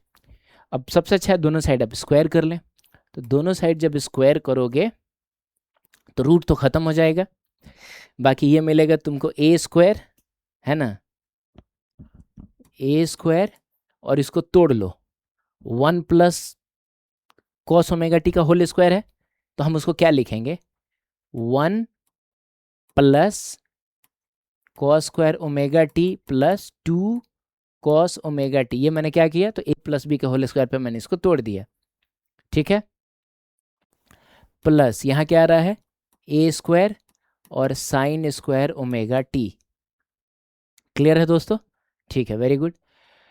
अब कहानी क्या है कि इज इक्वल्स टू, यहाँ तो आ जाएगा आपका 3 और सारी चीज़ें वैसी ही रहेंगी, यानी कि हम लिखेंगे 3 आ गया, फिर आ जाएगा, अच्छा एक काम कर सकते हैं हम लोग, यहाँ भी ए स्क्वायर है ना और इसमें भी ए स्क्वायर आएगा, ए स्क्वायर को भी हम कॉमन ही ले लेते हैं, ए स्क्वायर को कॉमन ले लेते हैं। ठीक है, तो यहाँ बचेगा 1 माइनस कॉस ओमेगा टी का होल स्क्वायर, तो ये हो जाएगा 1 plus cos square omega T और -2 कॉस ओमेगा टी। ठीक है, क्योंकि a माइनस बी का होल स्क्वायर था, और ये माइनस का स्क्वायर तो खैर पॉजिटिव ही हो जाएगा, और प्लस में क्या आ जाएगा, एक मिनट, चूंकि हमने ए स्क्वायर को कॉमन ले लिया इसीलिए ब्रैकेट यहाँ ख़त्म थोड़े होगा, ब्रैकेट यह ख़त्म नहीं होगा, तो फिर क्या आ जाएगा बोलो, plus sine square omega t. Clear है? अब देखो ध्यान से, एक काम करूं, इस वाले टर्म और इस वाले टर्म में ए स्क्वायर है, कॉमन ले लिया जाए। तो एक काम ये करते हैं कि हम ए स्क्वायर को ना दोस्तों कॉमन ले लेते हैं, कॉमन लेके हम इसको एक ही ब्रैकेट में डाल देते हैं। अब ध्यान से सुनना, sine square theta plus cos square theta कितना, तो 1 होता है, तो 1 और ये 1 मिलके क्या होगा, 2 हो जाएगा, और एक सेकेंड, ये ए स्क्वायर और ये ए स्क्वायर कैंसिल हो जाएगा, तो मिला जुला क्या आएगा 2, इसका काम हो गया, मतलब इसका और इसका काम भी हो गया, मिलके 2 आया, plus 2 cos omega t. Clear? Is equals to, अब ध्यान से समझना, ये cos square omega t sine square omega t 1 होगा, और ये 1 मिलकर 2 हो जाएगा। ठीक है, तो ये 3 को तो रहने देते हैं, 2, और यहाँ बचेगा आपका minus 2 cos omega t. Clear है? अब ध्यान से समझना, ये 6 है, ठीक है, और ये उधर अंदर जाके इसको भी 6 बना देगा, तो ये जो 6 कॉस ओमेगा टी इधर आएगा, और पहले से 2 कॉस ओमेगा टी है, तो मिल के हो जाएगा 8 cos omega t is equals to, ठीक है, ये 6 है, और ये 2 जब उधर जाएगा तो 6 माइनस 2 इज इक्वल्स टू 4 हो जाएगा, तो यहाँ से हमको कॉस ओमेगा टी मिल जाता है 4/8 विच इज 1/2, यानी ओमेगा टी जो है, अब तुम बताओ कि कॉस कितने एंगल के लिए 1/2 होता है, तो आई थिंक वो 60 डिग्री के लिए होता है, तो ओमेगा टी 60 डिग्री है, लेकिन चूंकि चीज़ है पाई में, आप ध्यान से देखें, तो 60 डिग्री को हम पाई/3 लिख लेंगे। अच्छा जी, ओमेगा की जगह पे हमको कितना रखना है, पाई/6 रखना है, पाई/6 रखना है, और टी की जगह पे कितना रखना है, इसको टाउ पढ़ा जाता है, तो टी की जगह पे आप टाउ रख लीजिए, इज इक्वल्स टू पाई/3। ठीक है, अब ध्यान से देखो, तो पाई से पाई कैंसिल हो जाएगा, ठीक है, 6 ऊपर जाएगा 3 नीचे है, तो टाउ इज इक्वल टू हो जाएगा 6/3 विच इज कितना, तो 2। सही है? तो इसका कौन सा अच्छा, ये तो फिल इन द ब्लैंक्स है ना, तो इसका आंसर हो जाएगा 2। ठीक है, आगे बढ़े। ये क्वेश्चन देखो, तो दोस्तों ये क्वेश्चन कहता है कि 2 forces P plus Q and P minus Q, अच्छा, जिसमें P और Q जो है वो परपेंडिकुलर है, when acts at an angle θ1। अच्छा, एक फोर्स ये है और एक फोर्स ये है, ये दोनों अगर θ1 एंगल पे एक्ट करें तो जो रिजल्टेंट आता है वो आता है √3p² प्लस q², और जब वो θ2 एंगल पे, तो रिजल्टेंट जो है वो इतना आता है 2 × √p² plus q²। This is possible when θ1 less than θ2। ठीक है, एक काम करते हैं, हम सिचुएशन को थोड़ा ड्रॉ करते हैं। तो पहली बात कि 2 फोर्सेज हैं आपके पास P और Q, जो दोनों एक दूसरे के परपेंडिकुलर हैं, तो एक काम करते हैं, ये है तुम्हारा P और इसको मान लेते हैं Q। ठीक है दोस्तों, P है और ये Q है, तो इसको बोला जाएगा दोस्तों, ये क्या है, ये है P प्लस Q, और Q को पलट लोगे तो माइनस Q मिलेगा, और इन दोनों को ऐड अगर हम कर दें तो यहाँ से हमको मिलने वाला है P माइनस Q। अब यही P प्लस Q और P माइनस Q जो है ना, अगर वो किसी θ1 एंगल पे अगर अप्लाई हो रहे हैं तो रिजल्टेंट इतना मिलता है, और θ2 एंगल पे अप्लाई हो रहा है तो रिजल्टेंट इतना मिलता है। ठीक है, तो फिलहाल अभी हम θ1 θ2 नहीं करके इसको थीटा ही लिखते हैं। ठीक है, बाद में θ1 θ2 मतलब थीटा की जगह पे पहले केस को जब देखेंगे तो हम θ1 लिख लेंगे, दूसरे केस को देखेंगे तो θ2 लिख लेंगे, फिलहाल मैं थीटा ही रहने देता हूँ। अब एक बात बताओ, इसका रिजल्टेंट आएगा किधर दोस्तों? तो इसका रिजल्टेंट जो होगा वो कहीं ना कहीं यहाँ पे होगा, ये रिजल्टेंट होगा, ठीक है। तो पहले केस में रिजल्टेंट इतना है, दूसरे केस में, यानी पहले केस में रिजल्टेंट ज़्यादा है, √3 टाइम्स समथिंग है और ये √2 टाइम्स समथिंग है। तो दो वेक्टर का रिजल्टेंट कब ज़्यादा होता है? तो एक बात याद रखना, ये हम लोगों ने बहुत अच्छे तरीके से पढ़ा था कि 0 डिग्री पे जो रिजल्टेंट होता है वो सबसे मैक्सिमम होता है, जब दो वेक्टर सेम डायरेक्शन में, मैक्सिमम रिजल्टेंट। और 180 डिग्री पे जो रिजल्टेंट होता है वो सबसे mini. What does it mean? कि एंगल को जैसे जैसे तुम बढ़ाते हो रिजल्टेंट कम होता है, ठीक है। तो अगर पहले केस में θ1 के केस में रिजल्टेंट ज्यादा है, मान लो दोस्तों R1, हम इस रिजल्टेंट को R1 कह देते हैं, ठीक है। R1 कितना है? √3p² प्लस q², ठीक है, 3p² प्लस q²। और R2 जो है वो है √2p² प्लस q²। तो एक चीज तो क्लियर है कि R1 ग्रेटर देन R2 है, तो अगर रिजल्टेंट ज्यादा है का मतलब एंगल कम होगा, है ना। 0 डिग्री पे तो सबसे मैक्सिमम होता है और 180 पे मिनिमम होता है, यानी एंगल जितना कम रहता है ना, ये रेजिस्टेंस बोल रहा हूँ, रिजल्टेंट उतना ही ज़्यादा रहता है। तो अगर R1 ग्रेटर देन R2 है, इसका मतलब θ1 लेस देन θ2 है, ठीक है। तो क्या है कि यार देख के बड़ा अजीब अजीब सा लग रहा है कि क्या क्या है, लेकिन बेसिक सी बात यह है कि ये रिजल्टेंट ज़्यादा है, ये रिजल्टेंट कम है, तो रिजल्टेंट ज़्यादा का मतलब एंगल कम होगा, यानी θ1 कम होगा θ2 से, और यही दिया हुआ है, यानी ये बिल्कुल एक करेक्ट ऑप्शन है ना, करेक्ट ऑप्शन है। अब सेकंड वाले में आते हैं, कह रहा है कि ये सिचुएशन तब होगा जब θ1 60 डिग्री और θ2 90 डिग्री है। तो पहले काम करते हैं, अब रिजल्टेंट निकालते हैं कि कितना आता है। तो दोस्तों रिजल्टेंट का फॉर्मूला क्या होता है? √a² plus b² plus 2ab cos θ। तो आप मुझको ये बताइए कि इसका मैग्नीट्यूड कितना होगा? तो इसका मैग्नीट्यूड कितना होगा? तो p और q को जोड़ के ये बना है ना, और दोनों एक दूसरे का परपेंडिकुलर है, तो इसका मैग्नीट्यूड होगा √p² प्लस q²। इवन इसका भी मैग्नीट्यूड हो जाएगा √p² प्लस q², क्योंकि दोनों का मैग्नीट्यूड तो सेम ही है ना। अरे दोनों का मैग्नीट्यूड तो सेम ही है, ठीक है। तो आप बताइए कि क्या लिखा जाए? √a² plus b² plus 2ab cos θ। तो a² का मतलब हुआ इसका स्क्वायर, तो जब दोस्तों इसका स्क्वायर कर दोगे रूट गायब हो जाएगा, यानी ये तुमको मिल जाएगा p² प्लस q² ओनली, ठीक है, प्लस फिर इसका स्क्वायर, तो फिर रूट गायब हो जाएगा, p² plus q² only, plus 2a की जगह पे √p² प्लस q², b की जगह पे भी √p² प्लस q², और दोस्तों उसके बाद आ जाएगा cos θ, cos कितना θ, ठीक है, ये इसी में है, इसी में है। अब इसको ना थोड़ा सा ठीक से हम लोग देख लेते हैं कि ये कितना आ रहा है अंडर रूट में। ये देखो p² प्लस p² मिलकर 2p² हो जाएगा, तो ये 2p² प्लस q² मिलकर 2q² हो जाएगा, प्लस अच्छा एक और बात है, रूट अंडर हाथी मिलकर हाथी बनेगा, √2 मिलकर 2 बनता है, तो ये भी हो जाएगा 2 × p² प्लस q² और फिर cos θ। क्लियर? सही है। अब ना एक काम करते हैं, हम ना इसकी जगह पे 60 डिग्री डाल के देख लेते हैं कि ये मिलता है कि नहीं, है ना।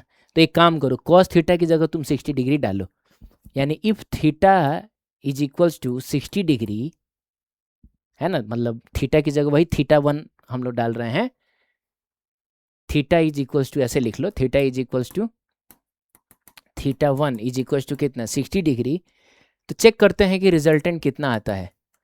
तो ये हो जाएगा 2p² plus 2p² plus 2p² plus 2p² plus 2q² plus 2p² plus q। cos 60 degree की वैल्यू कितनी होती है? 1/2। तो 1/2 से ये 2 कैंसिल हो जाएगा,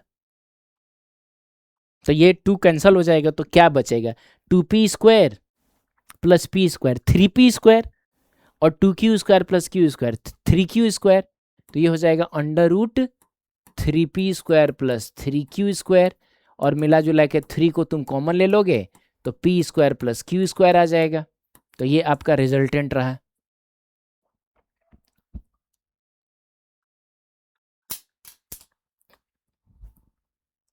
सही है, वेरी गुड। अब देखो दोस्तों, अब थीटा की जगह पे ना θ2 डालो विच इज़ 90 डिग्री। देख लो 90 डिग्री। तो हम क्या करें, हम इस कॉस थीटा की जगह कॉस 90 डिग्री, कॉस 90 डिग्री की वैल्यू 0, तो 0 होते ये पूरा टर्म ही खत्म हो गया। तो क्या बचेगा, 2p² प्लस 2q²। अब इसमें से तुम 2 को कॉमन ले लो, तो √2 को कॉमन ले लोगे तो p² प्लस q² हो जाएगा, है ना। और इसका मतलब देखो 60 डिग्री पे ये आ रहा है, तो दिया भी हुआ है उतना ही, और 90 डिग्री पे ये आ रहा है 2 p² प्लस q², और उतना ही दिया हुआ है √2 p² प्लस q², यानी यही सही है। क्लियर है, ठीक है। चलिए ये आखिरी क्वेश्चन देखते हैं। क्वेश्चन कहता है कि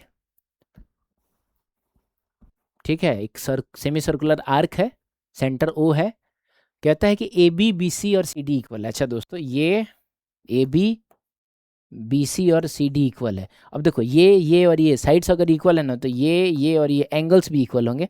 अब टोटल 180 डिग्री होता है, तो 60 60 60 होगा। मतलब इतना मेरे अभी दिमाग में आया है, बस आगे बढ़ते हैं। कह रहा है कि AB plus AC plus AD is equal to 4AO plus OB plus OC। अच्छा, यानी AB प्लस AC, ठीक है, plus AD is equal to 4AO OB plus OC। देख लेते हैं ना दोस्तों, हमको क्या निकालना है, AB plus AC plus AD, यही तो देखना है कितना है। तो अब पहले तो ये बताओ कि ये AB कितना होगा, और हमको कहीं ना कहीं AO को कंसीडर करना है, तो वो क्या हो जाएगा, AO हो जाएगा और प्लस OB हो जाएगा। Very good. तो इसकी जगह पे हम लिख देते हैं, AB की जगह पे हम लिख देते हैं कितना, AB की जगह पे कितना है, दिस प्लस दिस लिखेंगे, यानी कि AO प्लस OB हो जाएगा, प्लस AC की जगह पे हम कितना लिखेंगे, तो AC ये रहा, AC ये रहा, AC ये रहा, तो क्या लिखोगे, तो AC की जगह पे तुम लिखोगे, AC की जगह, हाँ ठीक है, लिखोगे यहाँ से लेकर यहाँ तक AO और प्लस OC लिखोगे। तो हम लिख देते हैं इसको AO प्लस OC। क्लियर। अब अगला कौन सा है, AD। तो AD की जगह पे क्या लिखो, तो AD तो यहाँ से लेकर यहाँ तक है, तो आपको नहीं लग रहा कि AD जो है AO और OD से मिलकर बना है, मतलब खट खट। तो अब यहाँ से लेकर यहाँ तक AO है और यहाँ से लेकर यहाँ तक OD है, ये दोनों इक्वल ही तो है, क्योंकि दोनों का मैग्नीट्यूड भी सेम, दोनों का डायरेक्शन भी सेम। तो क्या यहाँ से लेकर यहाँ तक जो AD था उसको हम 2AO लिख सकते हैं, बिल्कुल लिख सकते हैं। तो हमने इसको लिखा कितना, 2AO, ठीक है, 2AO, ऐसा करके हमने इसको लिखा, ठीक है।